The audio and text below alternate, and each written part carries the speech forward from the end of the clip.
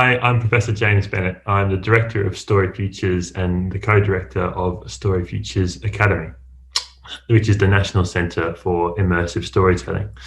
I'm here today as as part of my role as the Director of StoryFutures, which is part of the Creative Clusters Programme. You've probably heard quite a lot about Creative Clusters Programme today, or if you're involved in Beyond in some form or another. So I'll just talk about StoryFutures' role within that briefly for a moment before I hand over to Kristina Gloshkova, who's going to introduce you to 5 of the projects that we've run recently. So StoryFutures is aimed at enabling creative companies in London and the greater southwest region, called the Gateway Cluster, to experiment and explore the potentials of immersive technologies by creating compelling content for those technologies.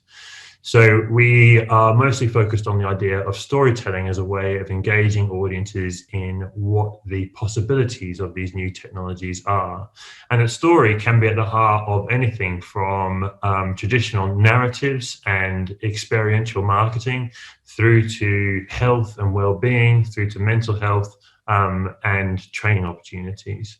We view storytelling as a method to engage the great possibilities of immersive technologies, to develop new prototypes that speak to audiences in new ways, and then enable that storytelling to be joined up with audience research that looks at how emotions, senses, and attention are engaged by these new possibilities. We're really excited by some of the work that's been produced by fusing great academic research with exciting storytelling and bringing these worlds together. Our aim really is to unlock some of the great research that sits inside our universities at Royal Holloway, University of London, at Brunel University, the National Film and Television School and University of Creative Arts, who make up StoryFutures. And we do this by creating innovation frameworks. One of these has been our fellowship schemes, and today we're excited to share the outcomes of the second cohort of our fellows. And I'm going to hand over to the wonderful Kristina Gloshkova, who has managed our storytelling fellows, and she'll tell you more about the program, the companies, and our researchers that you'll hear about today. Thanks. Thank you very much, James. My name is Kristina Gloshkova, and I'm the Business Impact Lead at StoryFutures. So I look after our R&D fellowship programs and our business engagement activities as well. So I'll introduce our immersive storytelling program and say a few words about how we support collaboration between research experts and creative businesses. So in a few minutes, you will hear from 5 brilliant teams that have been on a journey with us for the past 6 months. And it is very, very exciting to be able to share the results of their work with all of you today. The question we asked ourselves at the beginning of this program: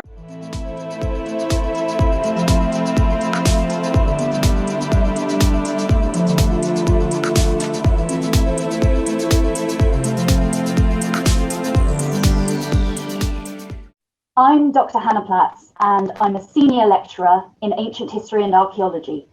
I research into multisensory experiences of the past, and through this I have been examining how bringing smell, sound, taste and touch, as well as sight, to a visitor's experience of heritage sites can widen audience access to the past, particularly for those with sensory impairments, learning difficulties, ASD or ADHD. As well as this, I have also been exploring how multisensory experience allows the telling of new stories of the past, thereby offering audiences opportunities to explore the past from different perspectives. When multiple senses are stimulated, stronger and lasting memories are forged. So how might immersive and multisensory experiences of the past encourage audiences to remember visits long after they have left them? Thanks, Hannah. Hi, I'm Charlotte Mickelborg. So with that in mind, Hannah and I have been working on a project to essentially make historical experiences more memorable. And the way in which we are doing that, or intending to do that, is with our multisensory augmented reality game, Tudors Augmented. So what this game or gamified experience is aiming to do is essentially to pioneer a new form of multi-sensory engagement with cultural heritage. And the gamified experience does that by taking you on a physical journey, but also on a journey back in time. So we heighten your experience with our innovations in this experience, which are 3D holographic characters and a first of its kind mobile scent device. So it's our intention to augment your 2021 reality with the sights, sounds and smells of Tudor life. So that's the project in a nutshell.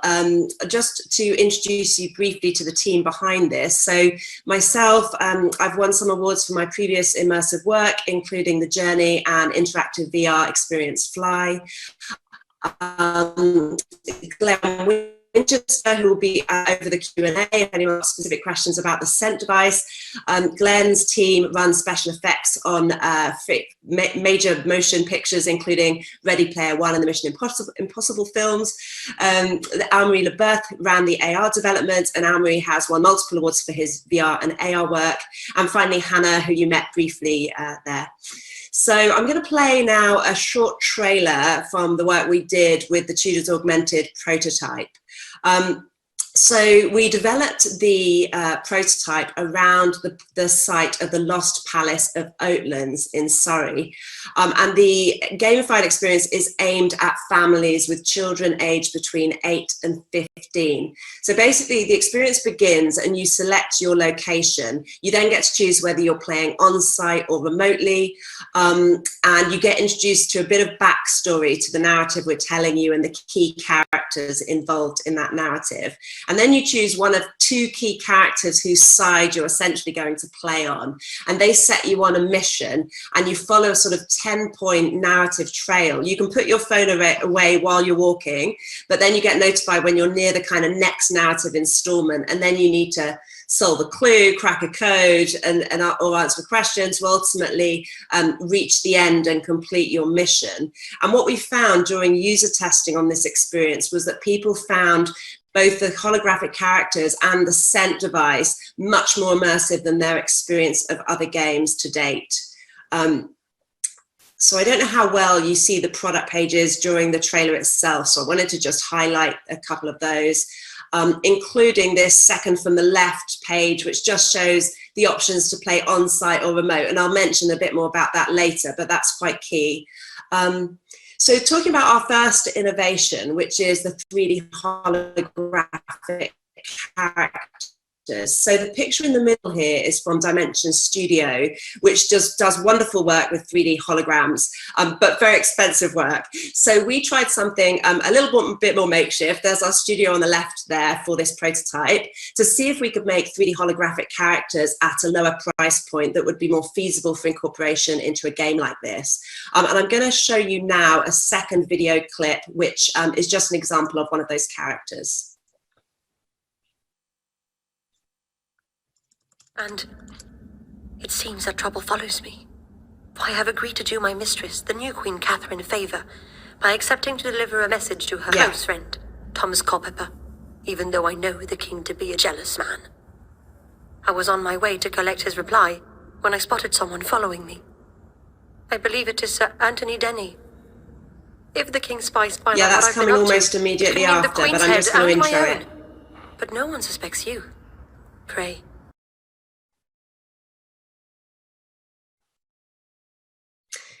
Yes, so in addition to, after you've been introduced to your mission by that character, you will then follow an interactive map on your journey. And I'm just going to play a video of how to give you a sense of that map. But basically, it's a map that looks like a Tudor manuscript, and any Tudor buildings will be represented as 3D models on the map. But it essentially works off a modern road plan, linked into Google Maps, so you can still use it as a navigation tool as well. So our second innovation was the mobile scent device. So this device, if you look to the left there, you see sort of 4 circles where the scent releases. And essentially how this fits into the game is that at certain key points in the narrative, scent will release to further immerse you in that moment. So, for example, in the prototype, you begin the experience at a church in Walton-on-Thames, and the smell of church incense was a very powerful one in Tudor time, so that's the scent that will release there. There's also an artifact of an apothecary's pot at another point in the prototype, and the scent will help you to work out what's inside. And we also discovered the original recipe to Queen Elizabeth I's perfumes. Although it wasn't developed for the prototype specifically, you can imagine how that might work, where you entered her privy chambers and could actually smell her presence. So we see this game as being scalable, not only obviously to other Tudor locations, but also to other historical periods. So for example, Romans or Vikings augmented, and to points of interest within a town or city. So Oxford augmented, for example. So the challenges we were trying to address with this prototype or this idea were obviously cultural heritage institutions are faced, with severe challenges right now. They're also always looking to appeal to new, young and diverse audiences, but often to attract those audiences, you need interactive experiences, which can be very expensive in terms of hardware. At the same time, we wanted to meet the societal challenge of us all having faced challenges for our physical and mental well-being during COVID. So the way in which we felt we were meeting those challenges was, one, through helping with a very innovative game that would help attract people to sites, also enabling organizations to commercialize their digital footfall through the remote game, as people have shown that they're willing to pay for this game both on-site and remotely. Saving hardware costs because this operates on a user's smartphone, and finally helping promote physical and mental well-being. So just a handful of the results of our initial testing of 70 families, roughly 200 individuals. 87% of people said that they found our holographic characters more immersive than characters in other games. 83% were more likely to play the game if there was scent. 74% actually said they prefer to play on the physical trail if they could, showing how keen people are right now, especially to get out and about. And 86% would want to play the game. Having tried the prototype, really wanted to play the full experience. So our next steps with the project, basically we're looking to secure government funding currently via Innovate for 200k plus for the creation of 3 core experiences. We're also seeking separate funding together with Surrey County Council to help fund the development of the prototype into a full experience. So we're looking for heritage partners who might be interested in the experience for their site or sites, to support our government application and also moving forward as we roll this experience out. So thank you very much for listening. I hear that you missed, we missed to play the trailer, so sorry that you didn't get to see that while I was talking about it, but happy to send a link to anyone who's interested. And that is my email address, so please do reach out if there are any questions after today. Thank you very much indeed.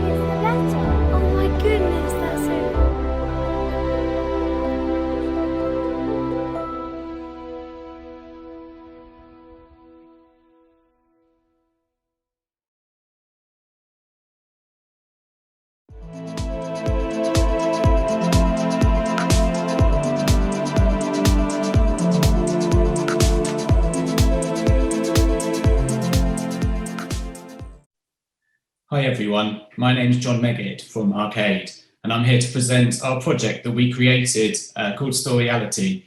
as part of our Immersive Storytelling Fellowship with StoryFutures in collaboration with Matthew Smith and Angela Chan from Royal Holloway, University of London and UK Parliament. First of all, a bit about me. I'm one of the co-founders of Arcade. We're an immersive tech agency, founding members of Immerse UK, member of the Heritage Alliance. And in a past life, along with one of my co-founders, I actually trained as an architect before then getting into digital and running a digital agency for many years. And it's this combination of digital technology and architecture that is at the heart of Arcade. So much that it forms our mission, which is to connect people to place through play, which we've been fortunate enough to do for clients such as Welsh National Opera, Camden Council, and the Roald Dahl Museum. So the challenge when designing and building an immersive experience for the heritage sector, well, first of all, it's got a fierce competition. Aside from COVID, there's a booming experience economy where people have a wealth of amazing things they can spend their money on, both at home and outside of it. And of course, COVID-19 has proven a considerable challenge. We actually started this project as an experience designed more for visitors to Westminster Hall. And as a second follow-up activity, we're going to work out what the remote experience is. But as a result of COVID, we've now focused solely on the remote experience first. And this is common across the immersive landscape. It can be prohibitively expensive to create content and to create immersive experiences, 3D animation, 3D modeling, and the audio and visual that goes with that.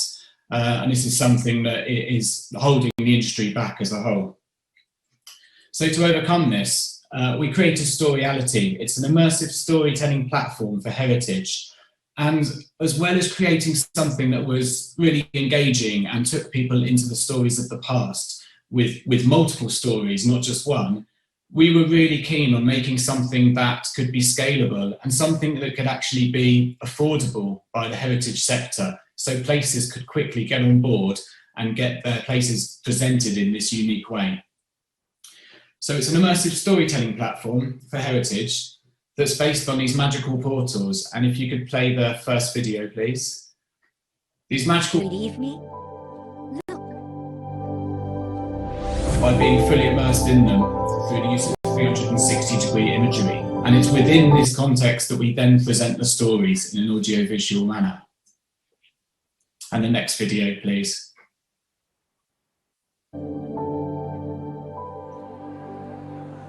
And hopefully you're seeing shots from inside Westminster Hall where you're magically transported through your mobile device. Others which it cannot do.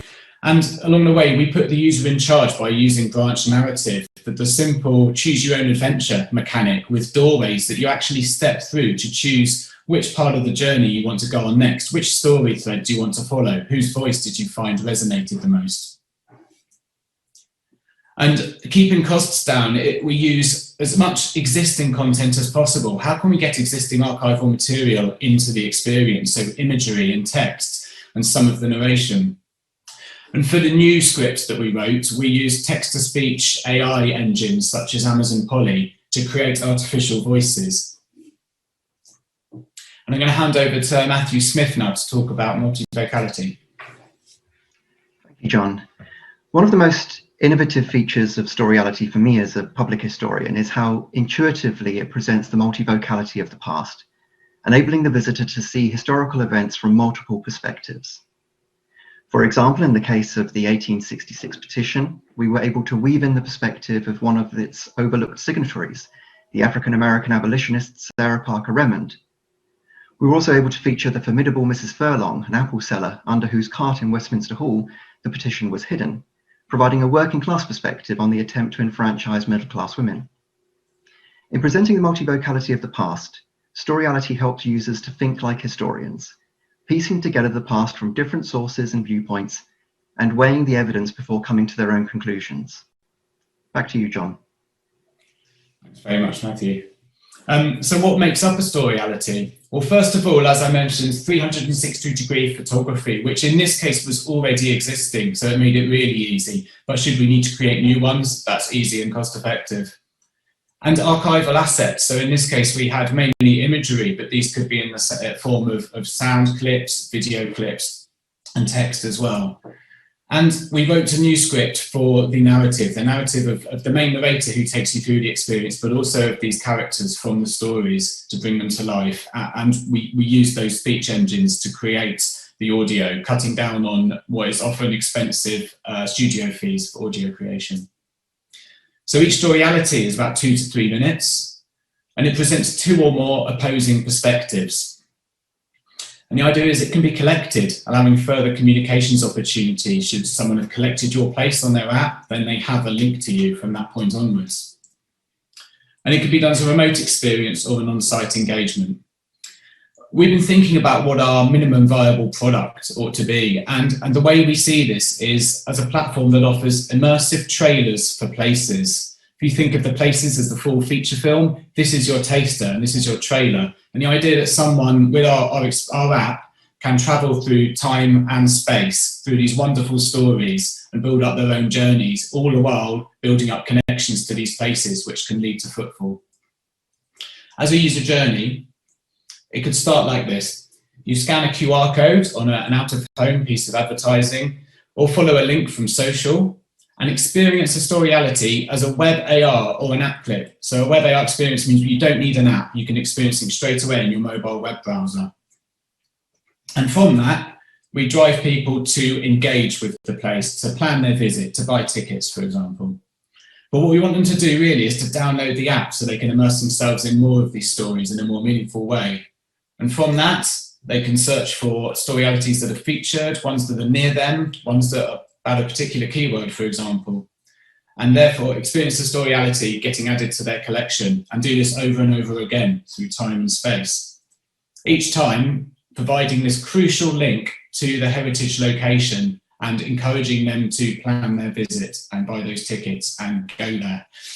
And also, because it's a native app, we can send native mobile alerts when a new storyality is available, or more importantly, perhaps, when a site is reopened. So these 3 phases: entice with web AR, experience using a native app, and then engage with partner websites and with the places themselves. The commercial model for this we see as being a subscription service, so it's per site, per storyality, so there are no upfront costs. And it's streamlined onboarding for heritage sites, keeping this as easy to get into as possible. And the plan is, from now on, we've developed this prototype. We'd like to take it further to build the full platform, comprising the mobile applications for iOS and Android, web AR functionality, a content management system for easy addition and management of accounts and storyalities, and obviously in the future, what are the feature films? What's the on-site experience? So thank you very much.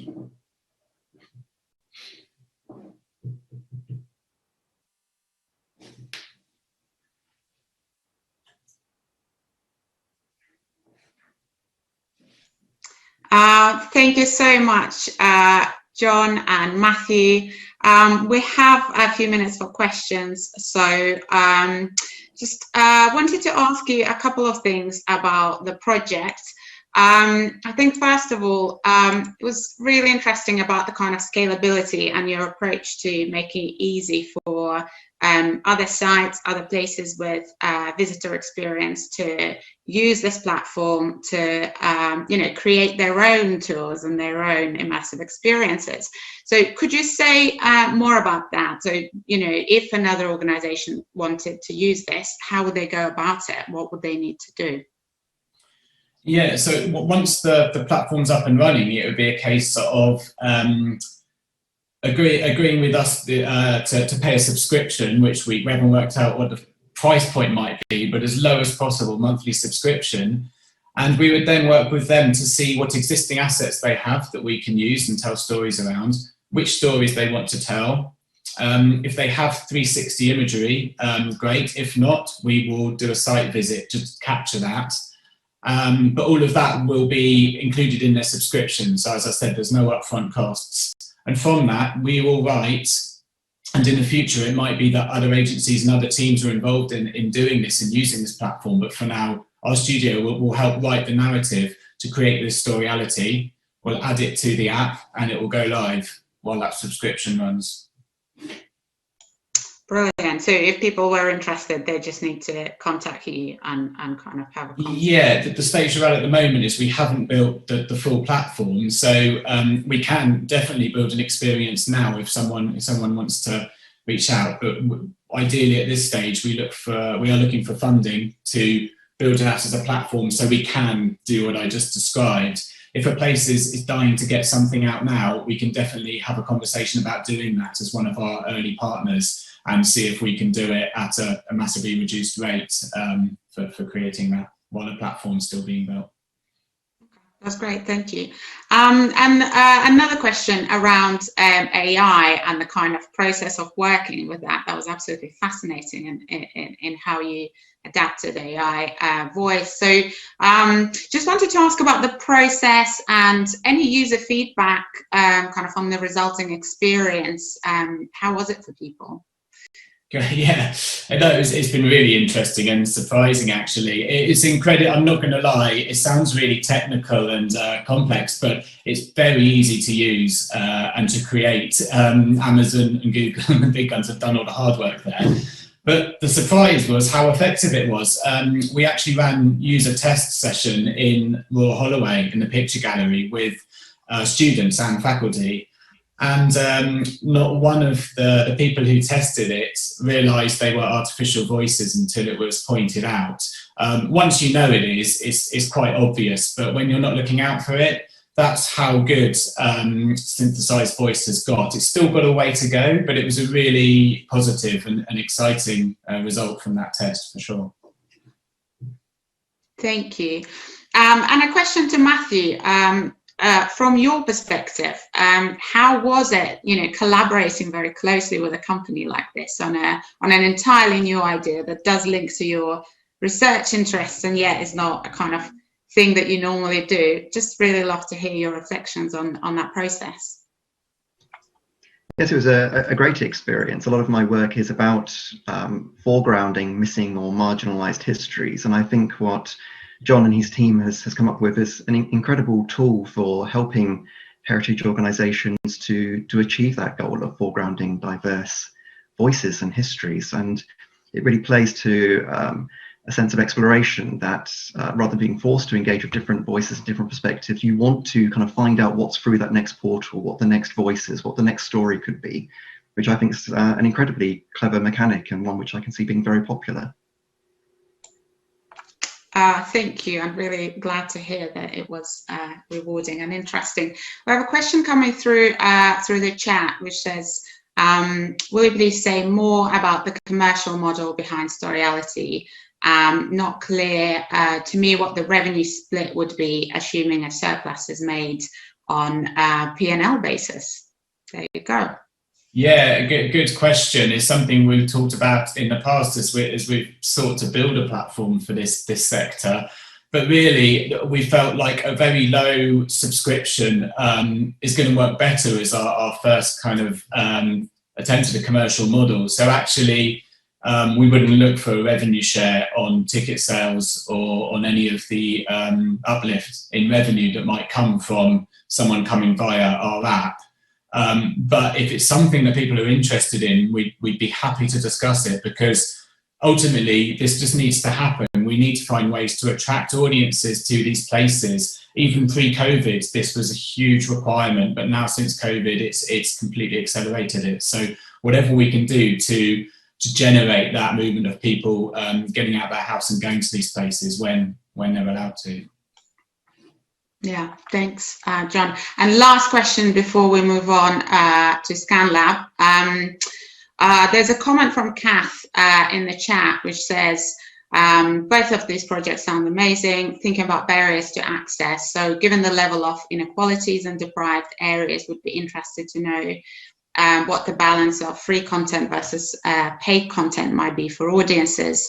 As opposed to organizations, as some people have very basic phones with limited data packages.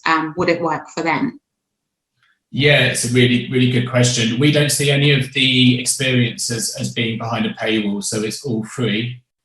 But in terms of the technology, it's an ongoing challenge for us to create these kind of high-tech and immersive thinking futuristic experiences for as many people as possible. And on the native app side, iOS and Android, but it goes back only as far as the last 5 years of devices, for example, which does capture a whole large percentage of the population, but there will be some people who are still using devices or can only use devices that can't do it. But when you look at the web AR side of things, that can go back further and reach an even wider audience, which is why we think it's a crucial part of our experience stack that we allow people to experience this without downloading an app.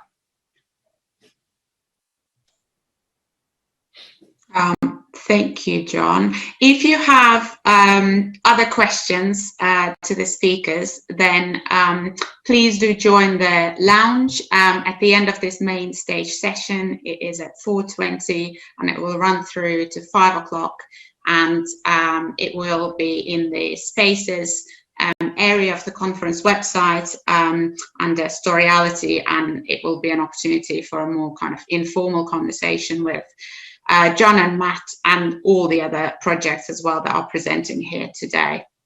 Thank you to you both.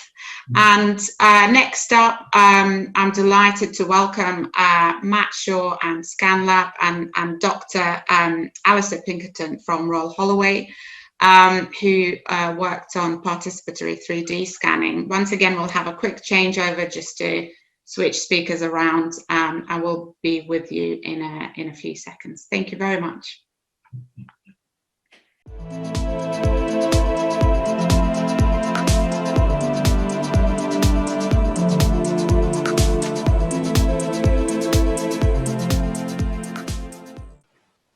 Hi everybody, my name's Matt. I run ScanLab Projects, an award-winning creative studio.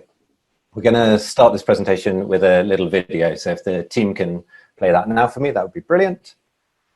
So at the ScanLab, we digitize scanning technology to capture real-life places, people, objects and events as millimeter-perfect 3D models. Over the last 10 years, we've developed groundbreaking tools to turn these enormous data sets into stunning visuals and interactive content. And we use our craft as a way to bear witness to the world, collaborating with broadcasters, curators, and scientists on evocative and meaningful stories. We've documented former concentration camps, studied melting Arctic ice, and even discovered new Mayan temples in the Guatemalan rainforest. Our work with the BBC, National Geographic and Smithsonian has been seen by millions of global TV viewers. I think we'll stop the video there, and I'm gonna hand you over now to Alistair Pinkerton, our academic collaborator on this project.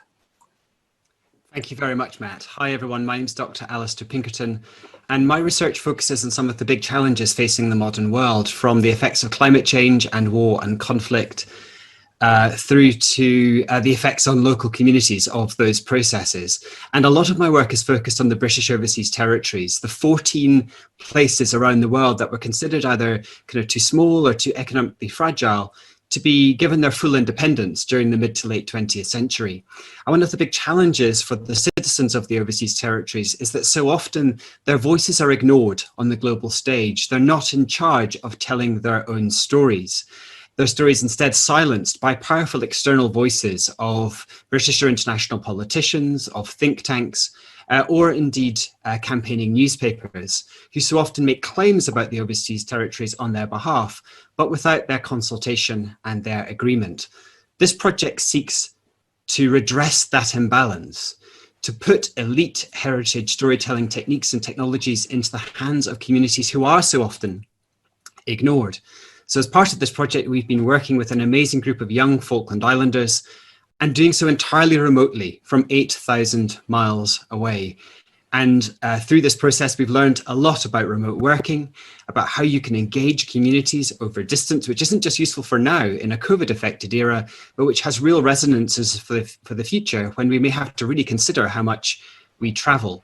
And the other thing that's really important about this work is we've not just put this technology into the hands of those communities, but really thought about how we can empower those communities to have full ownership of the data that they are producing. So data sovereignty has been vital.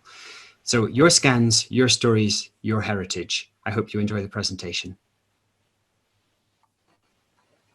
Thanks very much, Al.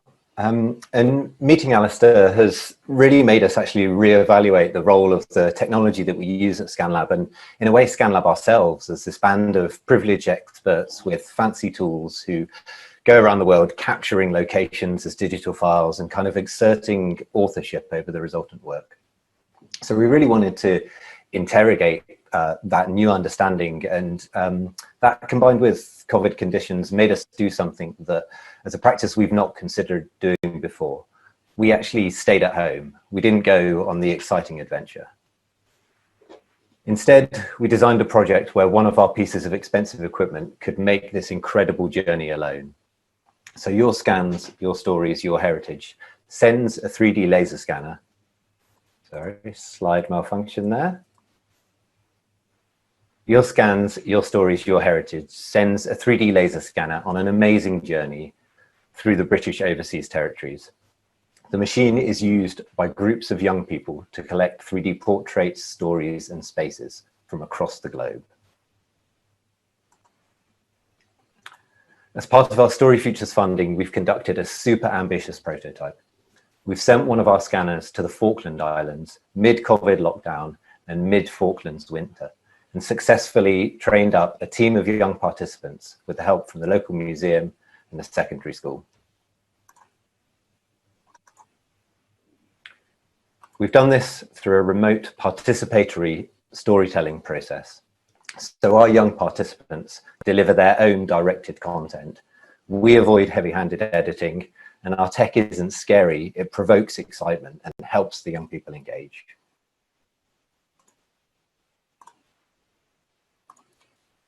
A key tool in our process was workshops, exploring one-word themes such as home, tradition, controversial, and power. And around 20 young people took one of these topics on and visited a Falklands scene that provoked or inspired them. At these locations, they record audio testimony and perform a single 3D scan, which documents the location, but also the participants themselves in a combined 3D portrait and landscape. And our young participants have produced some absolutely incredible stories. So this is Marvis. She stood in the middle of a former minefield that her father, originally from Zimbabwe, cleared, made safe, and has ultimately made his family home. Kim talks us through FIGAS, the airplane, taxi and freight service that connects the 200 individual Falkland Islands on a daily basis. George talks of his controversial preference for traditional sheep shearing,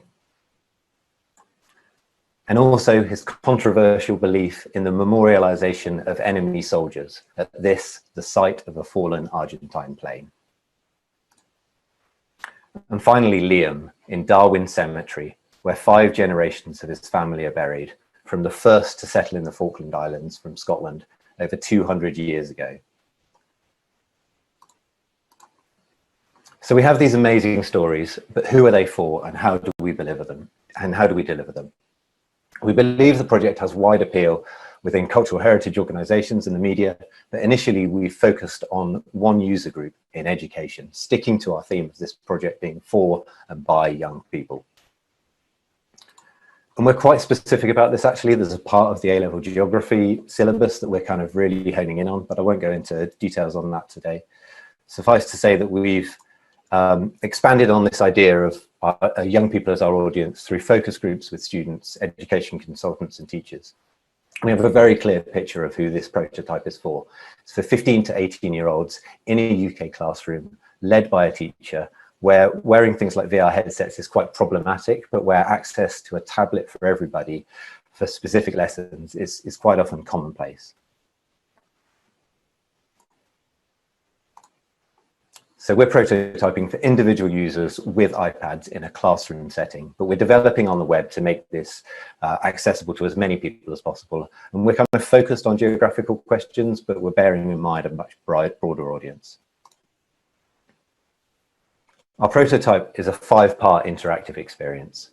You start with a home screen listing the young participants and the locations of interest. Each then has a profile page that locates their scan and begins their audio testimony. This testimony narrates a pre-programmed tour of their scan, And then you end up in an environment where you've got complete control over this scan. So you've got the freedom to explore yourself, and you can drop down inside the scans and explore it at a one-to-one scale. And in the spirit of the project, I will get the slides back on track. And we are going to cut to a video with one of the Falkland Islanders who I'll let explain how this project works. So if we can play the second video with sound now, that'd be great. Hi, I'm Nikki Wilkes. I live in Stanley and England, and I'm 18 years old.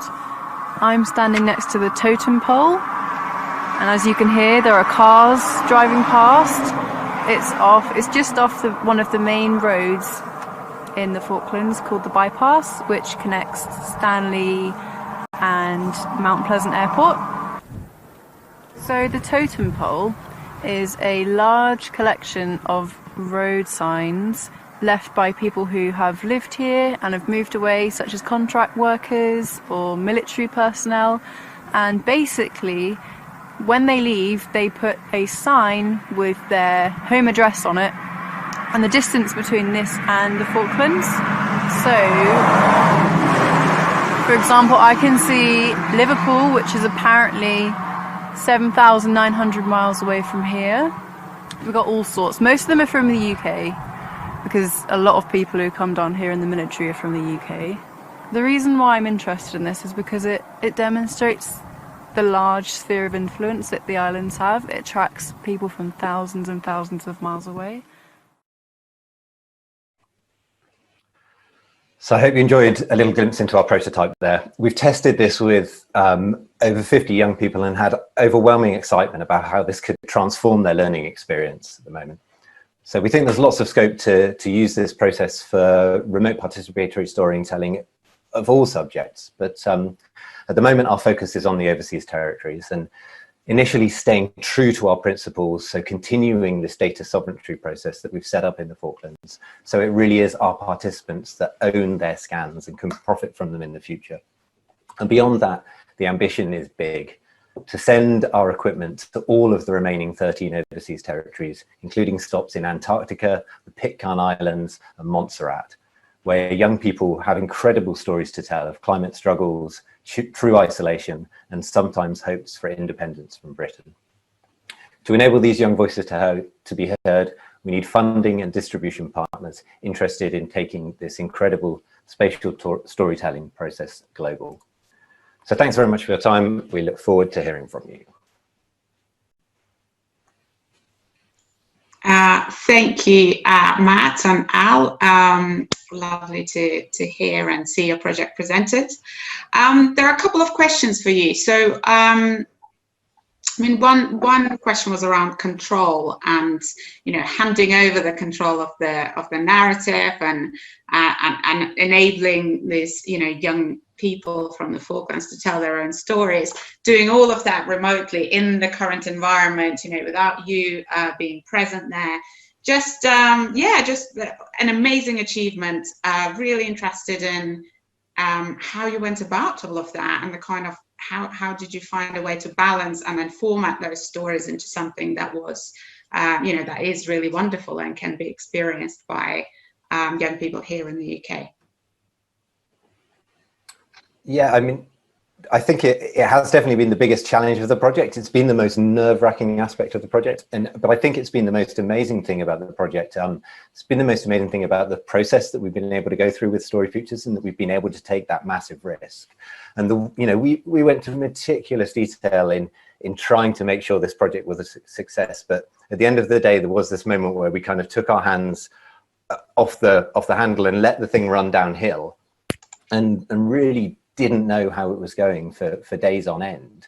And the results have just been far better than we could ever have imagined. You know, I mean, it's proved to us that giving up control, both of our technology and of the narrative, is the most important thing that we can ever do in future, actually.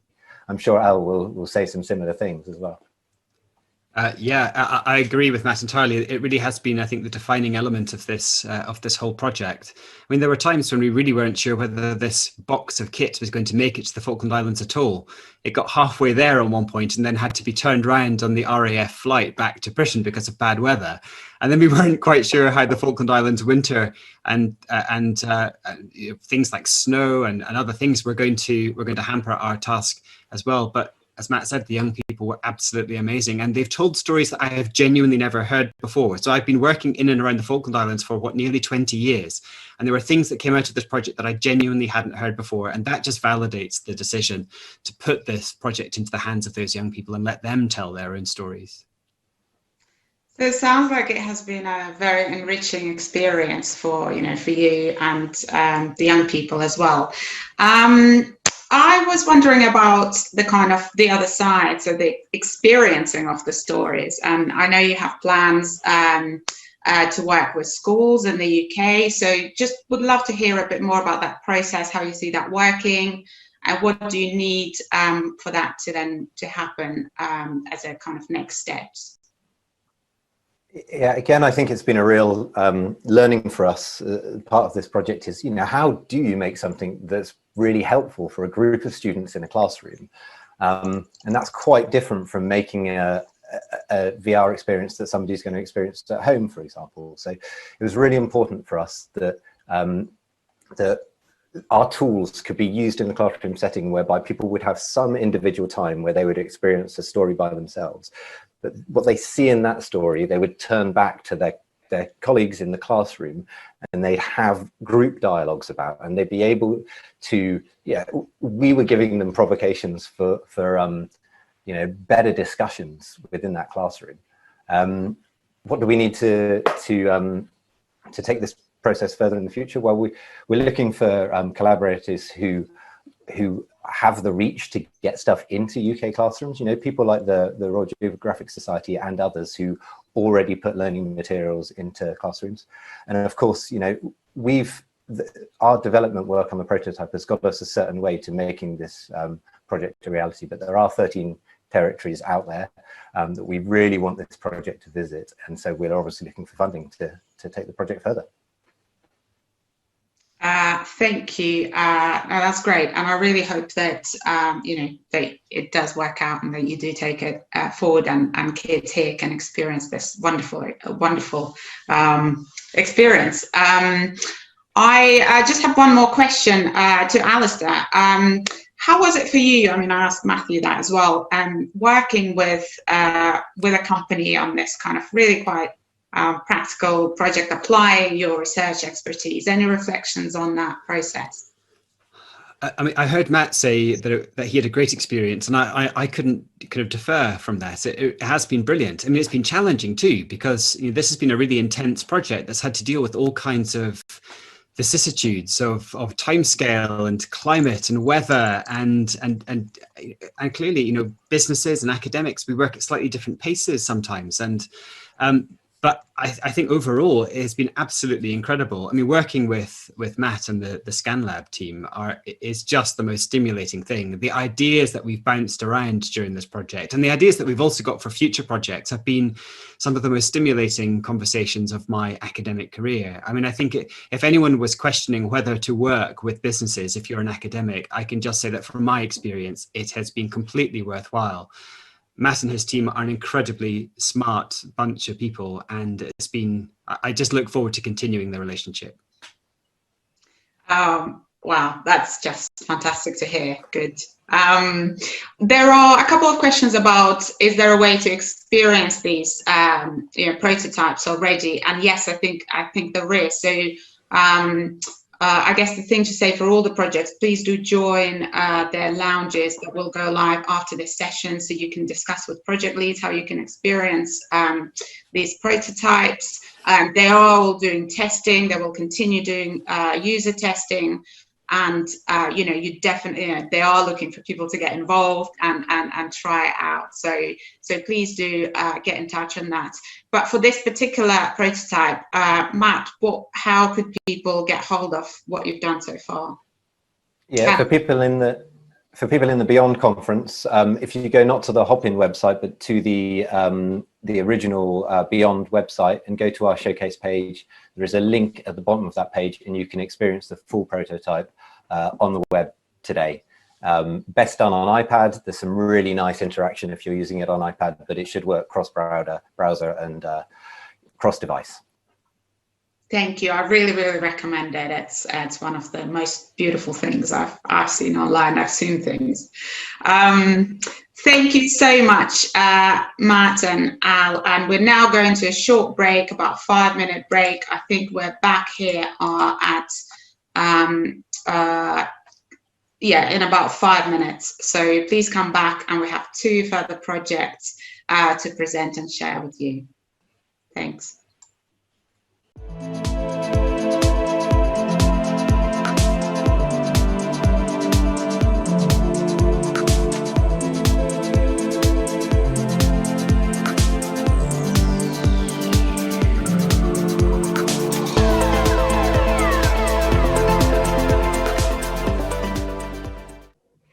Hi, thank you so much. I'm Colin Davis. I'm one of the executive producers at Nexus Studios, and thank you so much for joining our presentation on live AR. I'm going to do a brief round of introductions with Kim Lee. Hi, I'm Kim Lee Ponton. I'm creative director at Nexus. And Rebecca and Annetta. Hi, I'm Rebecca McCutcheon, and I'm a lecturer in acting and directing at Royal Holloway. And hello, my name is Aneta Mancevich. I'm a lecturer in drama and theatre at Royal Holloway. I think the easiest way to sort of get into this project is to sort of show you a really quick video about the project and the audience in the kind of lockdown space. So we're going to play a brief video here, and then we'll explain a bit more about it.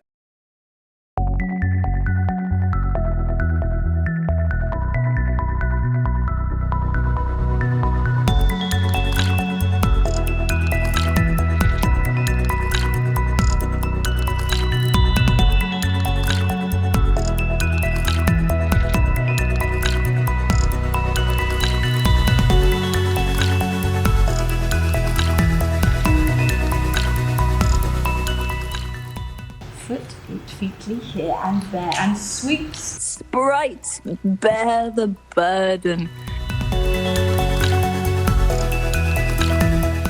Born a bound of land, tilth the vineyard none.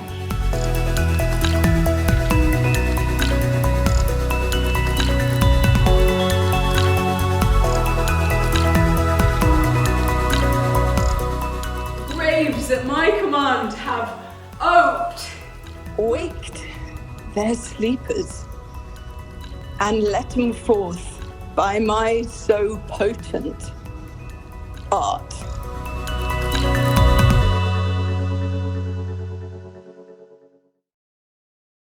Hopefully sort of the shape of this was sort of came across. And I think some things I wanted to underscore is we really wanted to leverage consumer hardware. We knew that there's obviously a lot of motion capture suits and sort of fancier technologies, but we really wanted to democratize what you can do with the amazing technology we have at hand.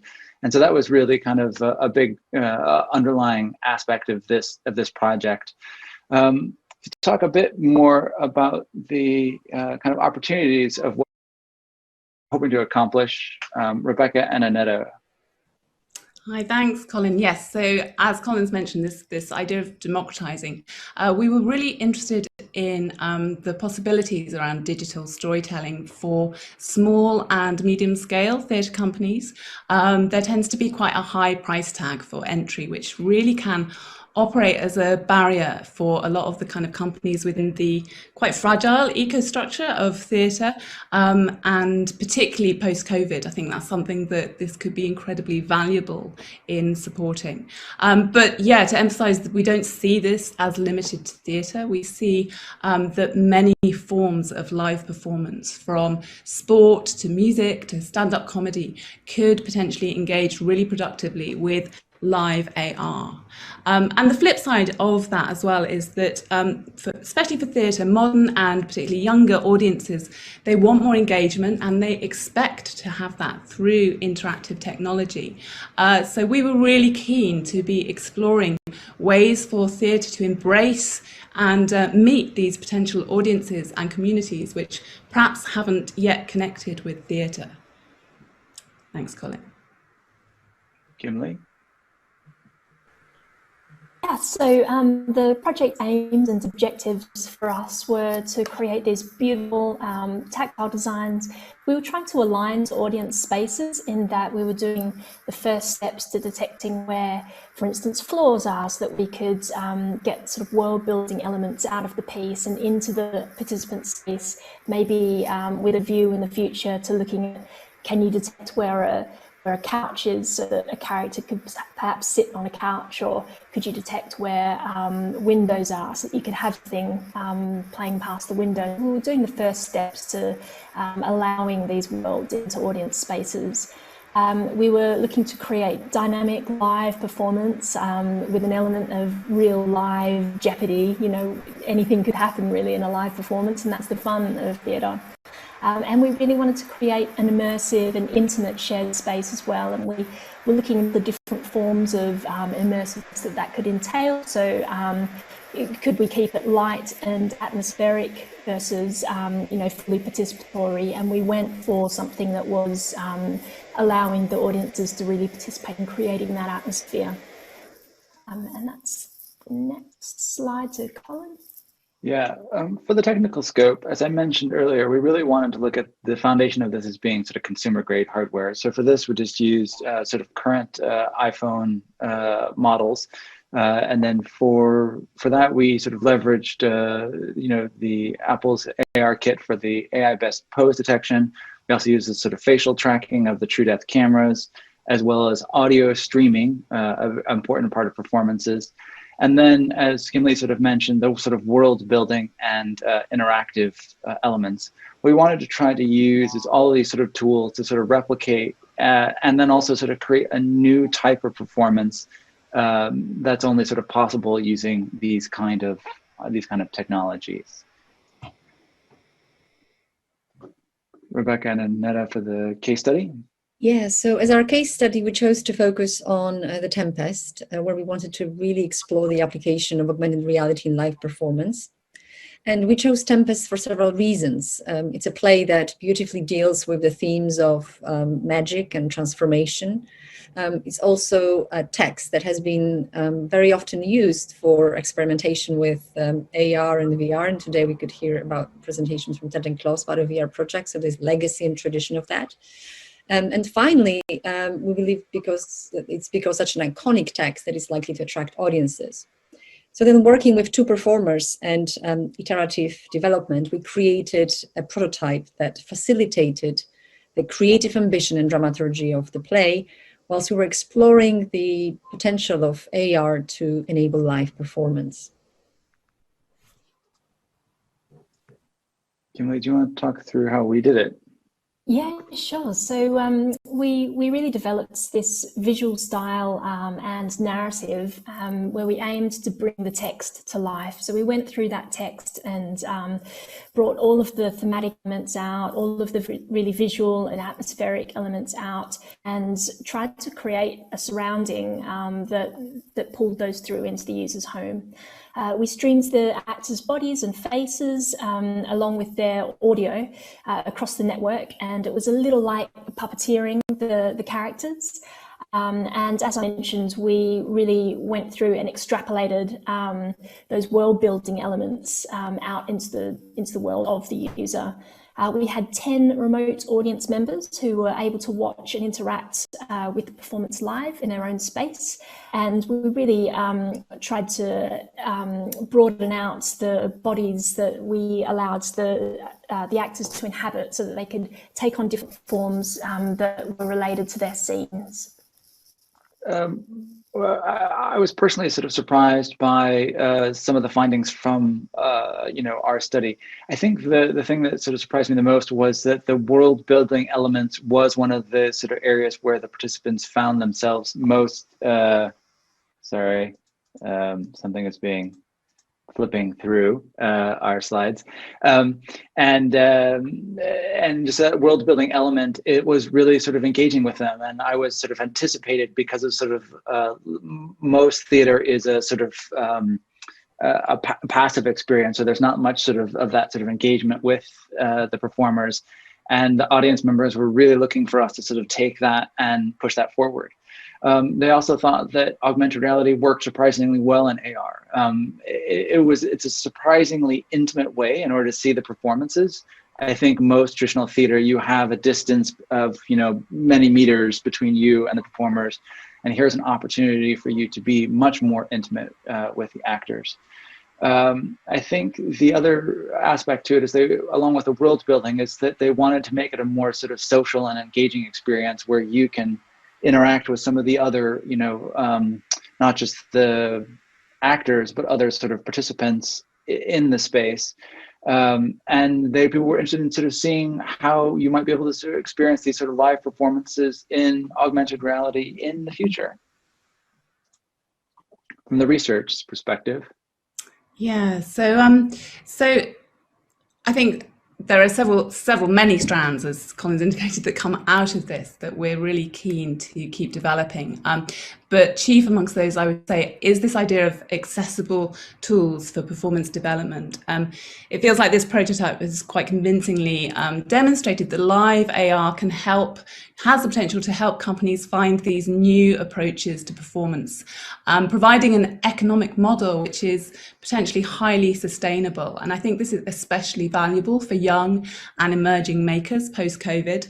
And it's the opportunity, to reach these new audiences using technology that's already available. It's in people's lives and it's in their homes. So that's incredibly important. On the audience participation side of that, I think, I hope you got a sense from the video that some of that magic of live AR is the way it's using this spatial mapping in the audience's own environment, that you get this convergence of their own home space with the creative story that you're telling, that they're interacting with, and that's an incredibly engaging way to participate. So I think as makers, there's a lot to explore there, but also it's really exciting, as Colin mentioned, for audience members to be part of. And it also potentially creates greater access. So not just thinking about young audiences, but thinking about elderly and vulnerable or simply geographically dispersed audiences, as we now are. This provides a route towards coming together in a shared experiences, which is what we all value in live performance. We've also looked at how this kind of technology creates wonderful opportunities for inclusive casting practices, where actors can be cast in roles regardless of their age, ability, gender, race, ethnicity. So this creates wonderful opportunities in terms of inclusivity.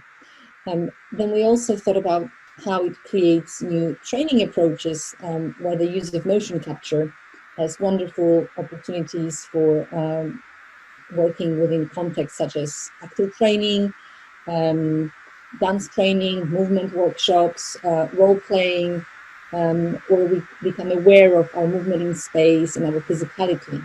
And finally, in terms of team building strategies, the fact that audience members can collaboratively change the environment by engaging in the narrative elements of world building makes for beautiful opportunities in corporate and also education contexts, where we can explore the idea of being together in a shared time and space where we can work as a team.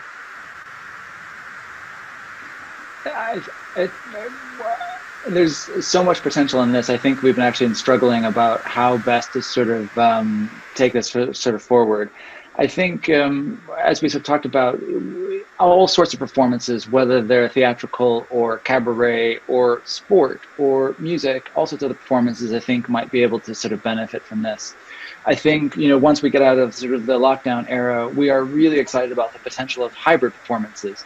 What might you be able to do by creating these additional sort of layers of meaning on top of existing performances that hasn't been possible in the past?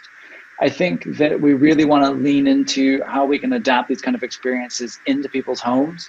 One of the stretch areas that we had looked into was around using computer vision to identify various pieces of furniture in your home, so that if actors are interacting with furniture on their set, then that would be reflected in your home, such as tables, sofas, sinks, things that exist across, with a high degree of reliability across a lot of people's environments. As I mentioned earlier, we really are excited about sort of world building. How can people's, engage with a sort of set, leaning into also experiences like Punch Drunk, but in a much more sort of intimate way. And then having those experiences of one viewer sort of impact in a good way, other, sort of viewers as well. I think we're also sort of looking towards the future in terms of how the world might be when you're not looking at these experiences through phones. We all sort of know glasses are sort of coming. And so when you have the ability to sort of mix realities, much more effortlessly, what that might that be? And then lastly is around sort of volumetric capture. As you sort of probably saw, is that we sort of stylized the avatars very specifically for the Tempest for thematic reasons, but looking at sort of how we can use sort of more humanistic and lifelike avatars. I'm not sure if this is sort of animating for you, but this is one of our engineers, and he's being sort of puppeted with all sorts of other sort of motion capture data from using his sort of a T-pose of volumetric scan.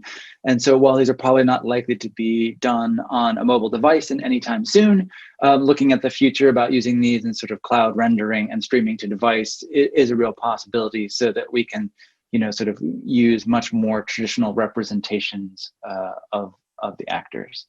The last thing I just would like to say is just for there's lots of potential and opportunities, and I think all of us would love for any of the audience members to sort of reach out in terms of ways you might want to sort of collaborate from an academic standpoint, from a theater standpoint, from other sort of venue standpoints. We're super excited about what this technology might be able to sort of bring, and we look forward to working with other partners and fully leveraging and bringing this technology to life. Thank you very much. Thank you. Thank you very much, team. It is wonderful to see how you've collaborated and created something really novel and really beautiful. We have probably time for just one or two questions. So just wanted to know more about the audience experience and how, what was your kind of initial user testing told you about how people experience these things? This is so different to other things that people are more used to. So any reflections on that would be great. I think so right now it's just sort of the audience test was done through sort of friends and sort of local contacts, and it was done, through an app that people sort of engaged with and experienced the performance. I think, are you looking to sort of ask more about sort of what the actual experience was like? How did they feel, viewing it or experiencing it? Or how were they amazed? Were they kind of like surprised? Yeah, I think that they really were amazed and impressed. And I think that, one thing we had talked about is the ability to sort of record it and go back and sort of revisit it, and looking at, is there sort of an additional sort of hybrid where it's a live performance, but it's recorded so that you can engage with some of the world building elements from a teaching or exploration standpoint. I think we do want to sort of look at how we, ride the line between sort of novelty and spectacle and emotional engagement. I think with the world building elements, there is a tendency to make it a bit of a sort of game. And we really want to make sure that the emotional connection that is in the text and in the sort of actors' performances is being conveyed. Rebecca and Aneta, I don't know if you wanted to add anything. No, that's a really lovely point, and I think it is that what I think this prototype did that rather beautifully, because I think what people found really exciting and delightful was the ability to be very playful in ways that was really coherent with the atmospheric world of the piece. I mean, I think you can hopefully see from the images the kind of materiality that was achieved by these guys was really quite remarkable. I think it felt very tactile, even though of course it's not.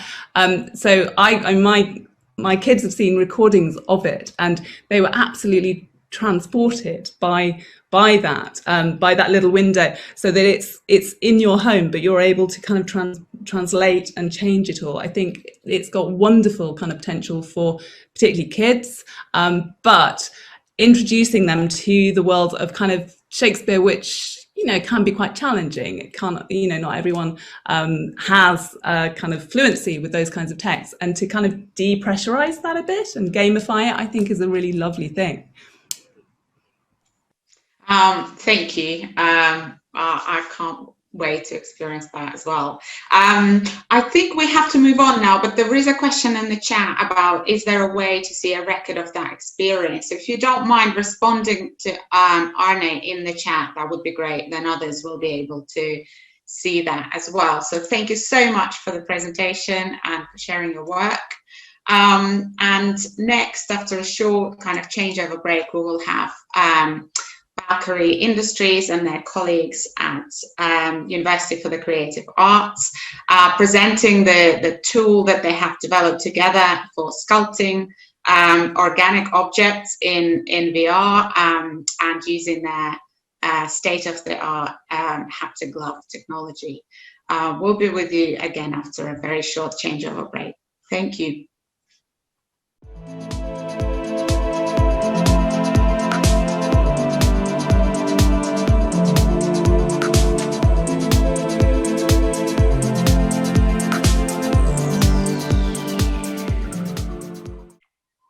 Hello, my name is Ivan Isakov. I'm CTO and co-founder of Valkyrie Industries, and it's an honor to present our work on tactile sculpting in virtual reality at the Beyond conference.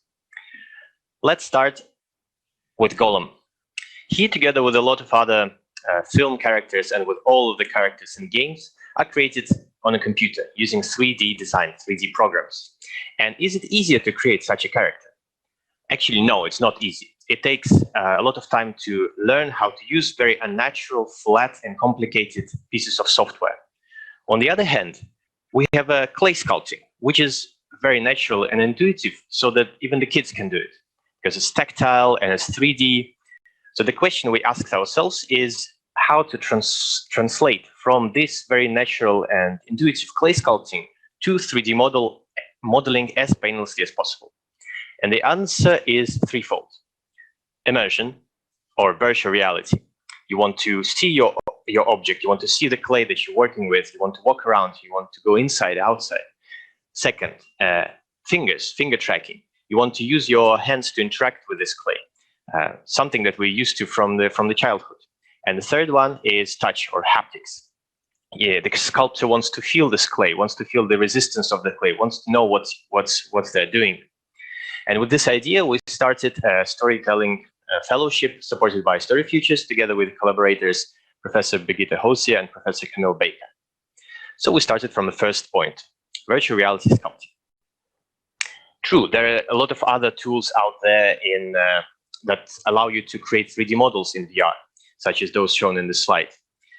However, none of them would open their source code to us, to a small company. And second, none of them actually have created these tools with the idea of hands or haptics in mind. So we had to create our own sculpting tool. I'd like to present you Valkyrie Argel. Let's have a look.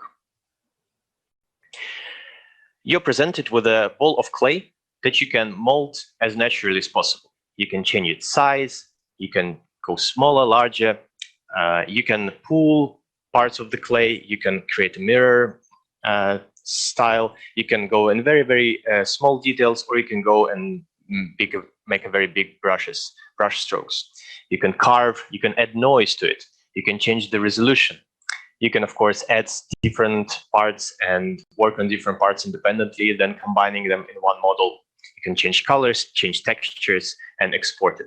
So in the end, you have a very diverse tool that allows you creating very complex models.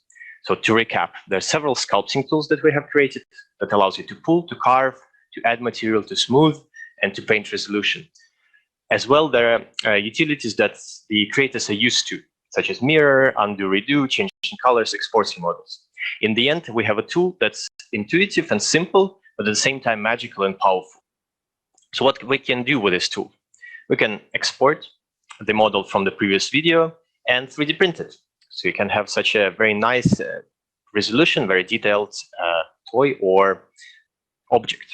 You're not limited to plastic. You can create something more complicated. For example, here in a collaboration with artist Mike Chain, we have recreated the Venus of Willendorf, the 30,000-year-old artwork in bronze. You can go the other way. You can work on animating. You can create a spider, like the spider by Gaia Lamieux, and animate it and create something that you can make in a video. Or if you're very sad during lockdown, not seeing your friends, not going to parties, you can create your friends and go to a party like this one.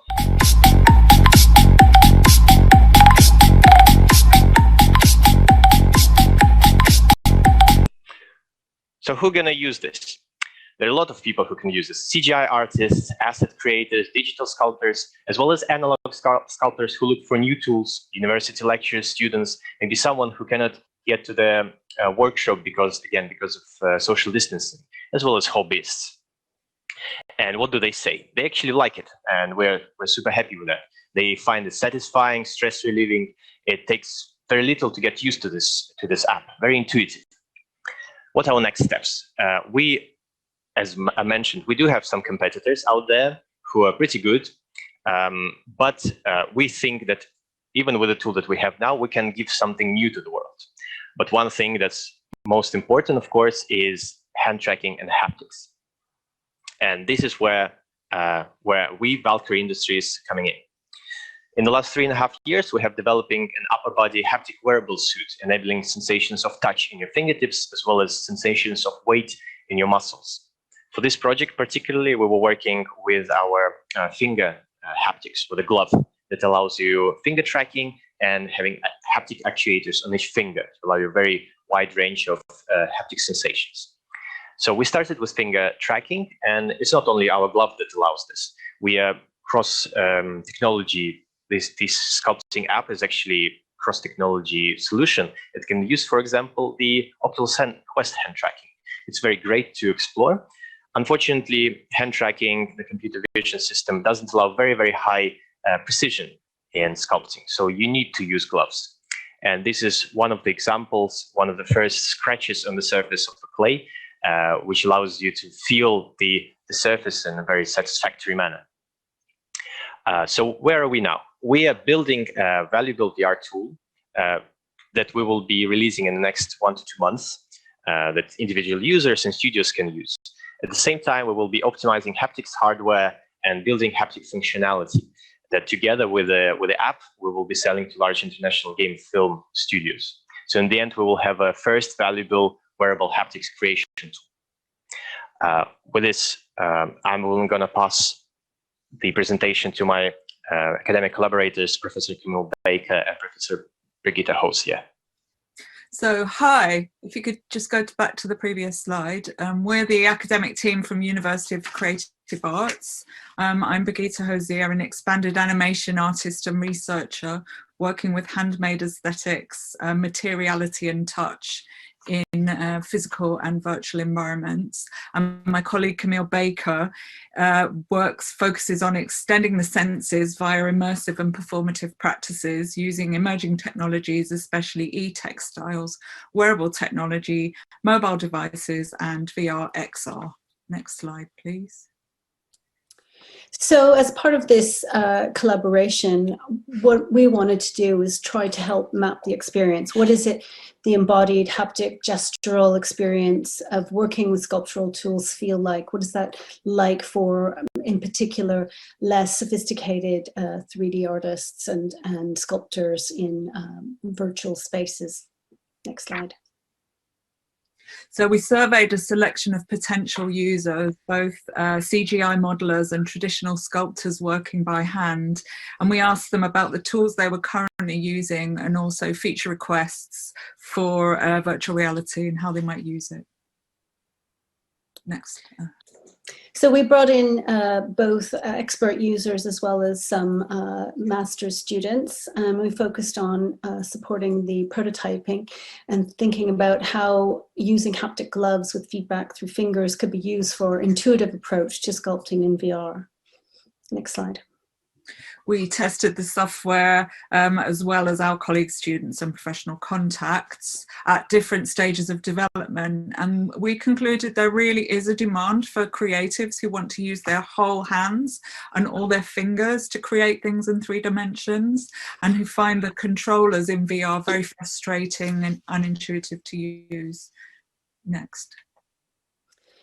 So we have a few projects planned for the future. I know Brigitte has some interesting animation projects in the works, but also together, the 3 of us are already undertaking a new project, which is focusing on how to map textures, particularly textile textures, in VR, but also more particularly create a library of sensations and perceptions that can be felt both in VR but back on the body. So going into VR and back again. So mapping that whole route using various tools, but in particular the gloves that Valkyrie Industries has developed.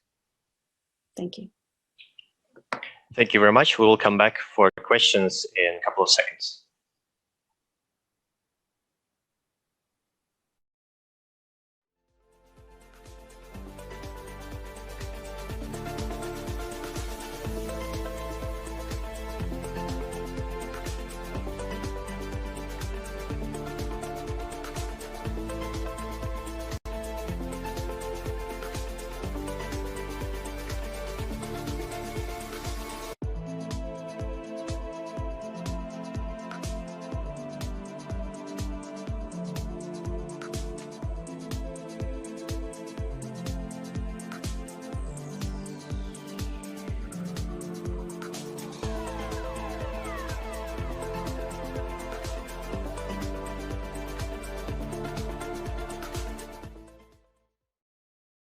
To you, Christine.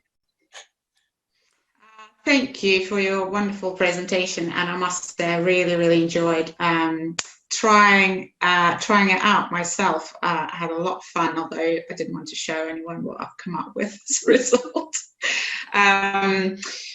So I guess that's one question that's coming through to all of our teams: is can people try this out now? Is there a way, if people had a VR headset, to try out the kind of version without haptic gloves, and how would they go about it?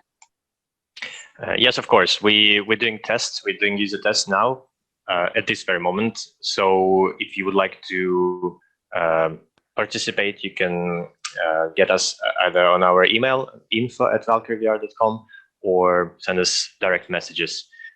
We're going to release the software early next year, so everyone will be able to try even without emailing. Ah, fantastic. That's really good to know. And I also had a question about your glove technology. I know you've been working on this for a while, and just wanted to hear a bit more around, what's unique about it, and what's special about it. What's the USP for your particular version of haptic gloves, and a broader kind of haptic tech that you've got?